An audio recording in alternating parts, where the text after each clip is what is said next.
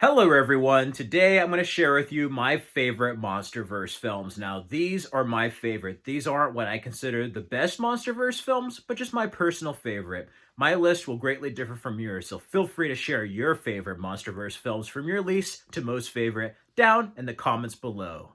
Here we go.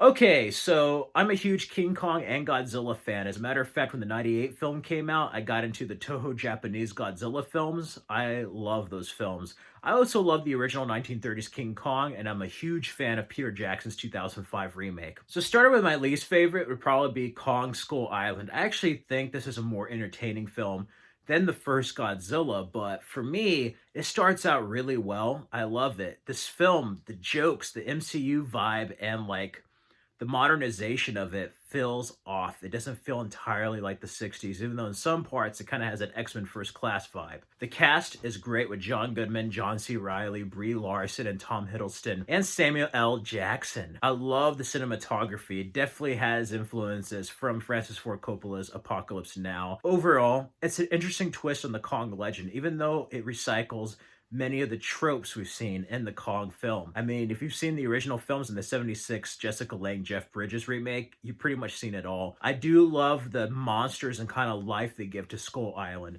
It's something very different compared to what we saw in the other films. Kong is still a growing Kong, so he's not exactly like the King Kong yet. He's the last of his race, but he's kind of a baby in this. In many ways, I think this film would have been better if it was called Monarch instead of Kong Skull Island, because it really feels like an origin story for the organization of Monarch we see in this MonsterVerse.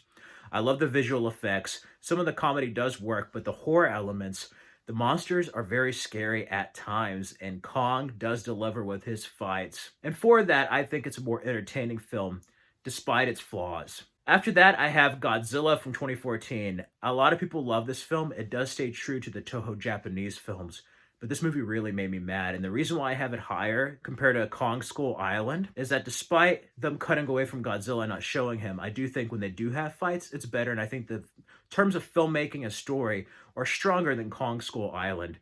The first 30 minutes of this film are quite brilliant. Once Bryan Cranston is in there, we get to see the backstory. Then Bryan Cranston's character gets killed off and we're stuck with Aaron Taylor Johnson. This is when the film for me just nosedives. I don't care about any of the human stories. And then we get some Godzilla and they tease him and cut away and I don't like it. It works for Alien and Jaws because they're the villains. Godzilla is kind of more of a hero here against the Muto monsters. So it just becomes annoying. I'm like, just let them fight. I also like the addition of Elizabeth Olsen in this film. The action, you really do feel the epic scale of Godzilla. He feels gigantic. It feels like you're seeing two titans fight in this film. And that's a feeling that's kind of missing in some of the sequels and spin-offs of this film. The visuals with the halo jump is just incredible. And yeah, the Mutos monster having babies and them going to a subway is a little bit of a ripoff from the '98 film, but I love that final fight. It gives you that Japanese Toho film vibe. I mean, it's straight up from freaking Godzilla 2000. I love it when they finally show Godzilla. He looks amazing with these modern visual effects. This film could have been better if they didn't try to tease so much and if it just shortened its running time and focused less on the humans and more on the monsters. After that for me is Godzilla versus Kong. This film, as far as like the entertainment of the MonsterVerse, might be the best one. It's not my personal favorite, but I do like that they focus less on the humans. Some of the stuff does feel disjointed, convoluted. It feels rushed. But because there's less humans, that means we get more monsters, and this film does something that the other films do not do and focus on the monsters. Godzilla and Kong, despite not having that big epic feel, you do get that epic feel of titans fighting each other. It's like this kid got two toys and just started playing, and this is what the outcome is. It really feels that way. Junkie XL score is amazing. I like Adam Ringard's direction. Did I wish some of the subplots actually connected to the main plot? Absolutely. But this film still is a tour de force film, and I actually like this Godzilla versus Kong entry better than the previous one numerous decades ago. Even if you're not a King Kong fan, even not a Godzilla fan, you're going to be cheering for both of these titans in this film. And it's a nice short monster brawl, I have to say. You're not going to these movies to see Oscar-winning material. You're going there for entertainment. You want to see them fight, and they fight, and it is glorious. Oh, what can I say? This is one of my favorite films of the MonsterVerse so far. After that, at number one, for me personally, as a Godzilla fan, I absolutely adore Godzilla King of the Monsters. Just the epic scale of it's continued from Godzilla 2014. The human characters, while I do like Kyle Chandler, Vera Farmiga, and Millie Bobby Brown, I kind of like Charles Dance to a degree. Some of the other characters are a bit silly. There's jokes. Do I really care about them? I don't know. But it's a throwback to the Japanese films. And to me, this is probably one of the best, if not the best, US version of Godzilla that's been made in American cinemas.